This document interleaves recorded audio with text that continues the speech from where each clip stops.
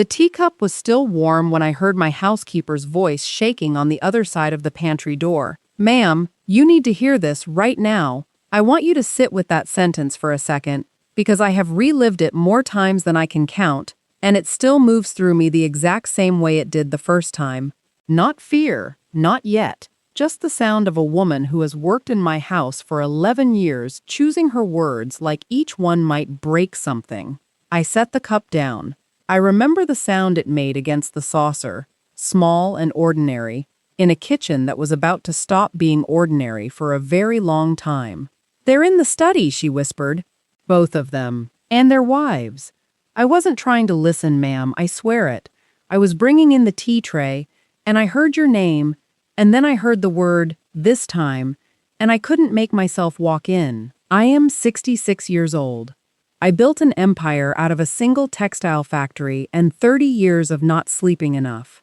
I have negotiated with men twice my size across boardroom tables in 4 countries, and never once felt my hands shake the way they shook standing in that kitchen, because the 2 voices coming from behind that study door belonged to my sons. Not my sons by blood, my sons by every single day of the last 28 years. The 2 boys I carried out of a gray, underfunded orphanage on the edge of this city when they were 4 and 6 years old, wrapped in coats that didn't fit them, and told, silently, in the only way a woman can tell 2 frightened children this without frightening them further, that nothing bad would ever happen to them again as long as I had breath in my body. I was wrong about the second half of that promise.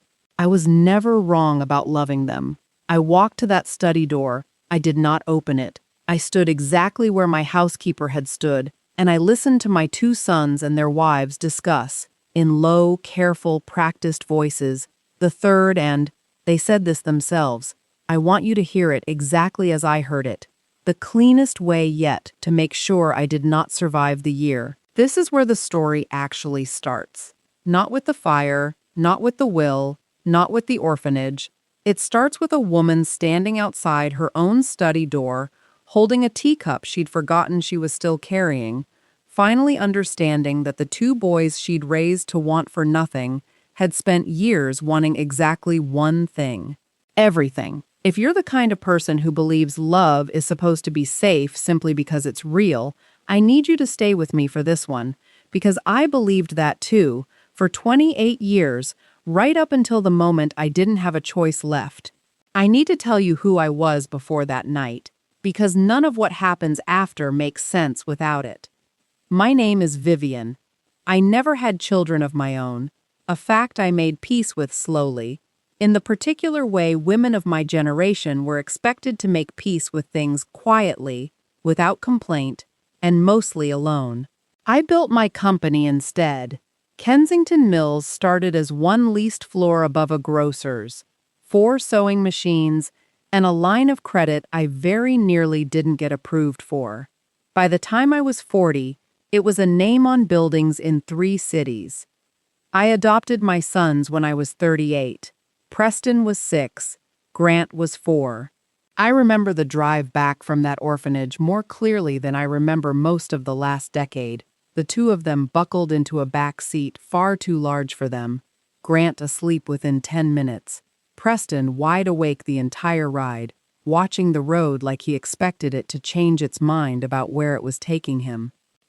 I never told them where they came from. I want to be honest about that decision, because I have turned it over in my hands 10,000 times since, looking for the exact moment it went from protection to something closer to a lie. I told myself, in the beginning, that I was giving them a childhood without an asterisk on it.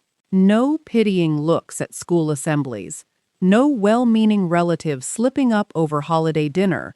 I built them a story with no gap in it at all, and the cost of a story with no gap is that the people living inside it never learn to be grateful for the parts that could have been missing. I gave them everything. I want that understood plainly, because it matters for what comes later. The best schools the city had. Summers in places most people only see in magazines. Preston wanted a car at 17. He got one. A better one than most grown men in this city will ever own. Grant wanted to study art in Florence for a semester that turned into a full year. I paid for it without a single condition attached, because I remembered, every single time, two small boys in coats too big for them, and I promised myself they would never again know what it felt like to want something and not receive it. Neither of them ever worked a real day in their lives. I let that happen too, if I'm honest with myself now, in a way I wasn't for a very long time. Say Preston held a position at Kensington Mills that consisted mostly of a corner office and a title on a business card he showed people at parties. Grant called himself an art consultant, though I never once saw him consult on anything beyond his own collection of watches.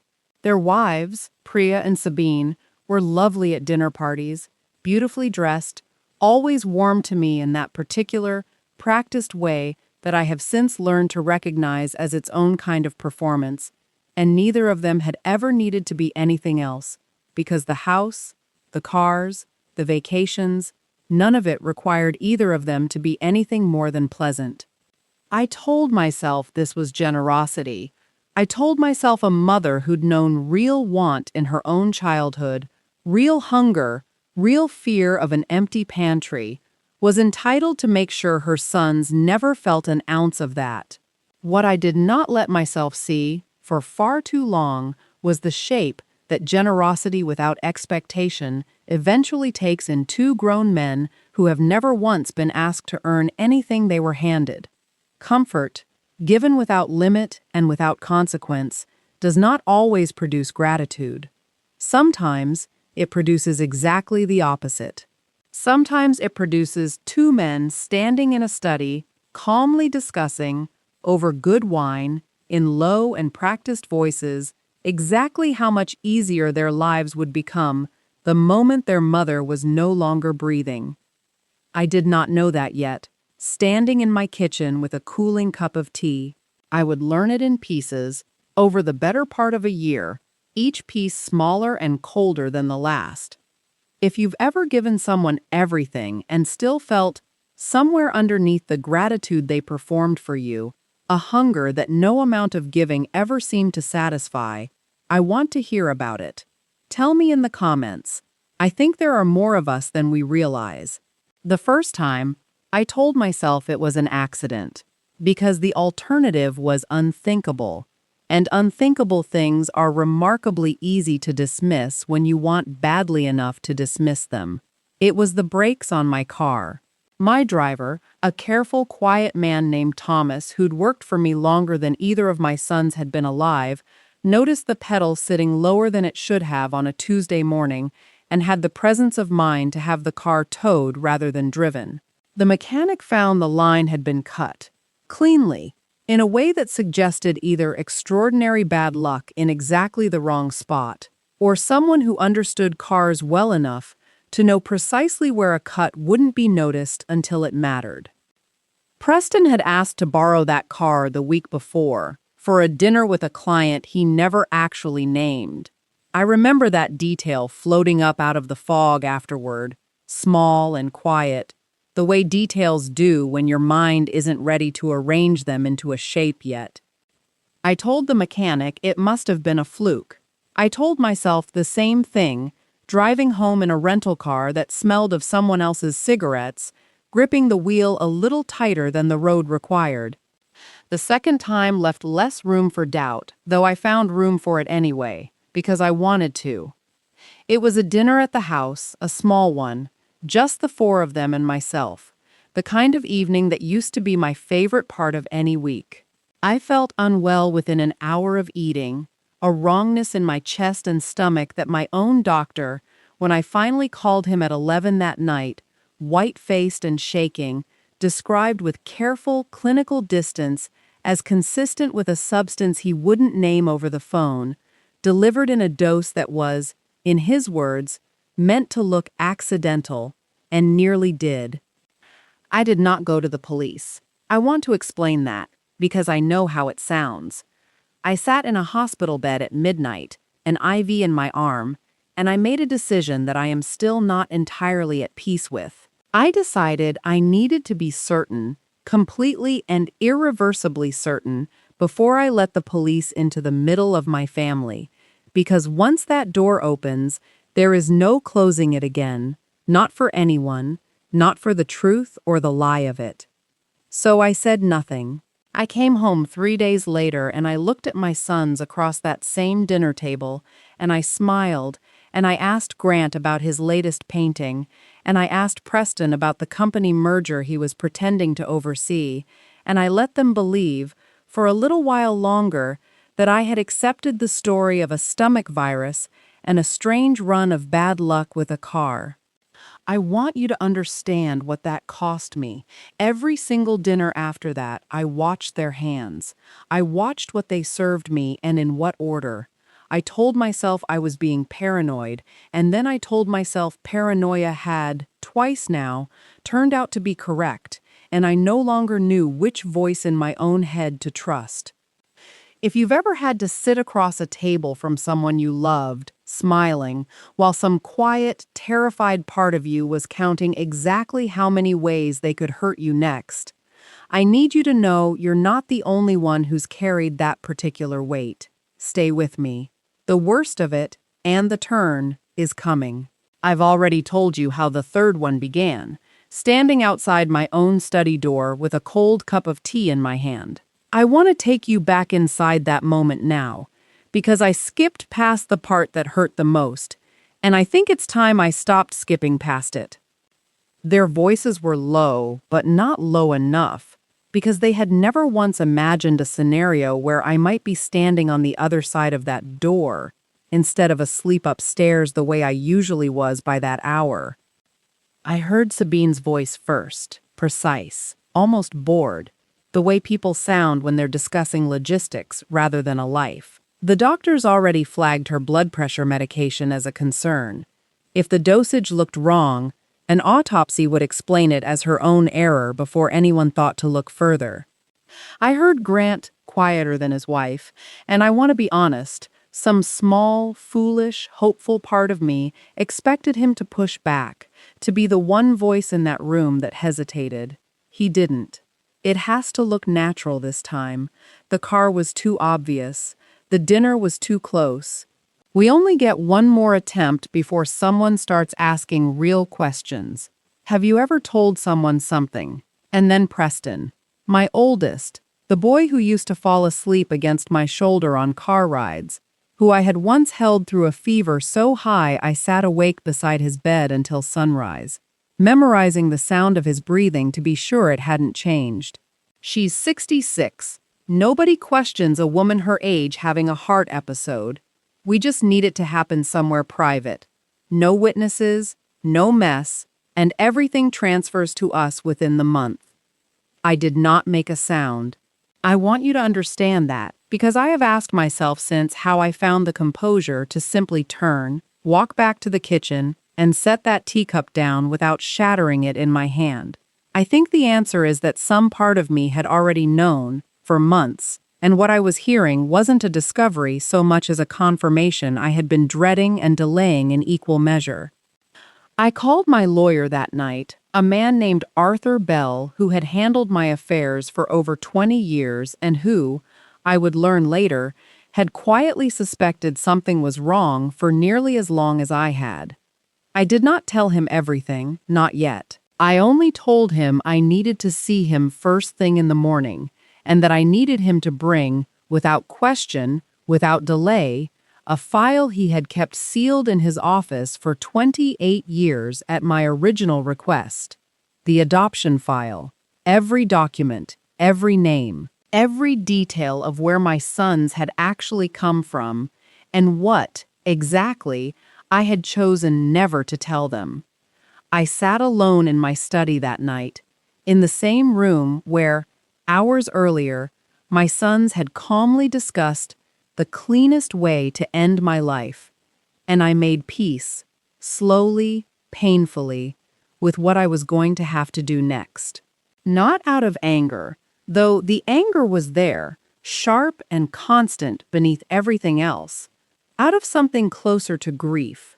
I was not simply protecting my company or my properties that night.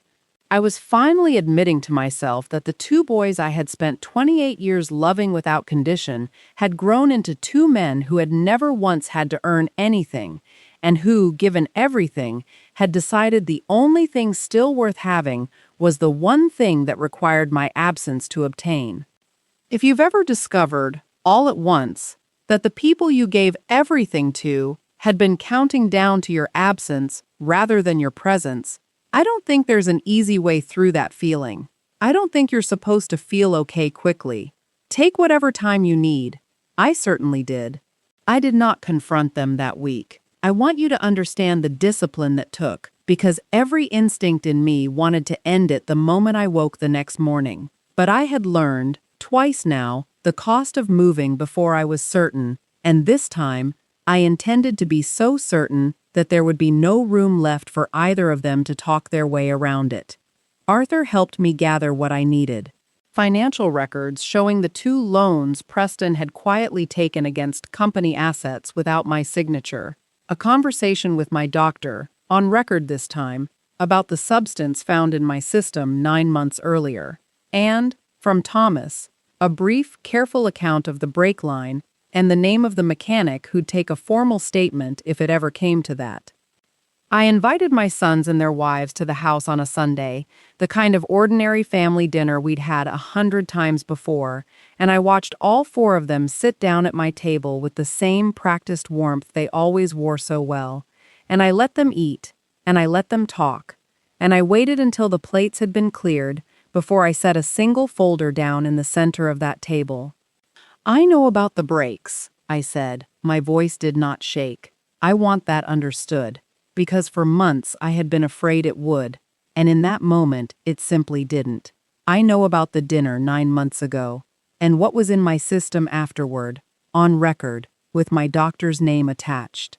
And I know what I heard through my study door 3 weeks ago, every word of it, Contwinny." The silence that followed was the kind I imagine only happens once or twice in a person's life. Sabine's face went perfectly, professionally still. Priya's hands stopped moving entirely.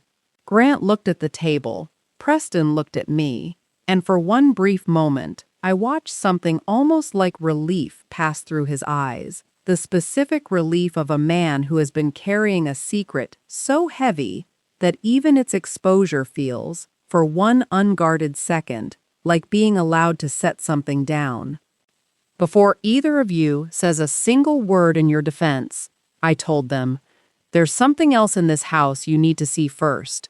Something I should have shown you both a long time ago, for reasons that have nothing to do with tonight, and everything to do with who you actually are." I had Arthur bring in the second folder, the real one. 28 years old, sealed until that night.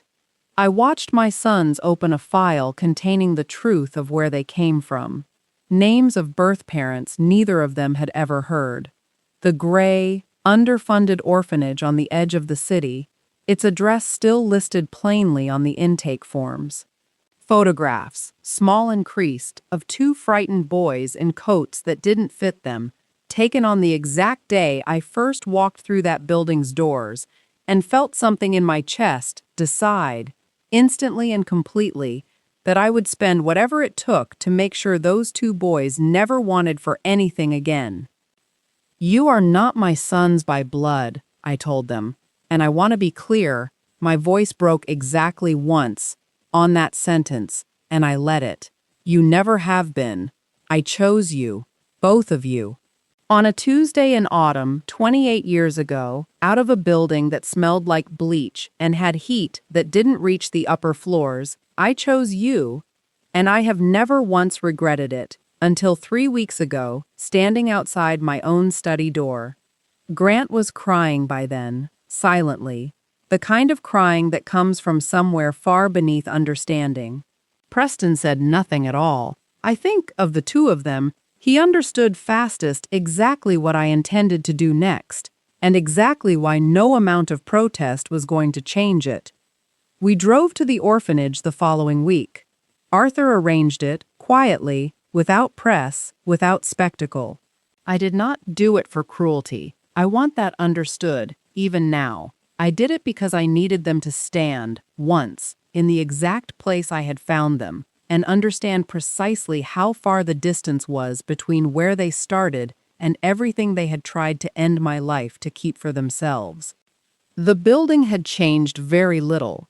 Same gray brick, same tired hallways, staffed now by people who had no idea who any of us were. We stood in what used to be the intake room, and I told them, plainly, what came next.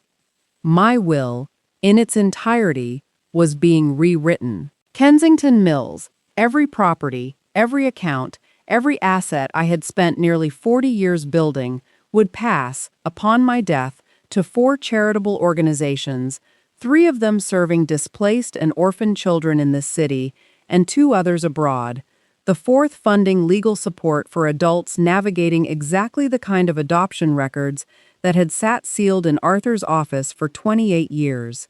Neither Preston nor Grant would receive a single share, a single property, a single dollar. I am not disowning you, I told them, standing in that same intake room, because you were never mine to disown in the way blood makes a claim. I am simply making sure that the 2 men who decided my death was worth planning 3 separate times will never have the chance to benefit from it. I did not press charges. I have turned that decision over many times since, and I still land, most days, in the same place. It was not mercy exactly, though I imagine it looked like mercy from the outside. It was closer to a final act of letting go of 2 sons I had already, in every way that mattered, finished raising. The properties and the company transferred to the charities within the year exactly as planned. Preston and Grant and their wives discovered very quickly what it meant to build a life without the comfort that had cushioned every single decision they'd ever made. I heard secondhand, through people who still occasionally mention them to me, that Grant found work eventually, modest work, the kind he'd have laughed at a year earlier. I heard Preston and Sabine's marriage did not survive the change in circumstance, which surprised no one who had watched how quickly her warmth toward me had cooled the moment the folder hit the table. I still think of them, some nights, not with the anger I expected to carry, but with a grief that has settled into something quieter, more permanent. The specific grief of loving 2 people fully and completely for 28 years, and understanding, finally, that the love was never in question, only what it was given room to become. I kept Thomas on, of course, and my housekeeper, the woman whose shaking voice in that pantry doorway saved my life in every sense that matters. I have told her, more than once, that there is no version of gratitude large enough for what she did that evening, simply by choosing to speak instead of staying quiet the way people so often do. I am 67 now. I still run what's left of my personal affairs from that same study, the same room where I once stood outside a closed door and heard the worst thing a mother can hear. I do not regret adopting my sons. I want that said plainly, one final time, because I think it matters more than anything else in this story. I regret, only, that somewhere between the coats that didn't fit them and the men they became, I gave so much comfort that I forgot to ask for anything in return, and I have learned, at great cost, that love without any expectation at all is not always the safest kind of love to give. If this story stayed with you after it ended, I'd love for you to subscribe and join me for the next one. There are more stories ahead that remind us how complicated family can be, and sometimes all it takes is one story to see our own lives a little differently. Until next time, be kind to yourself.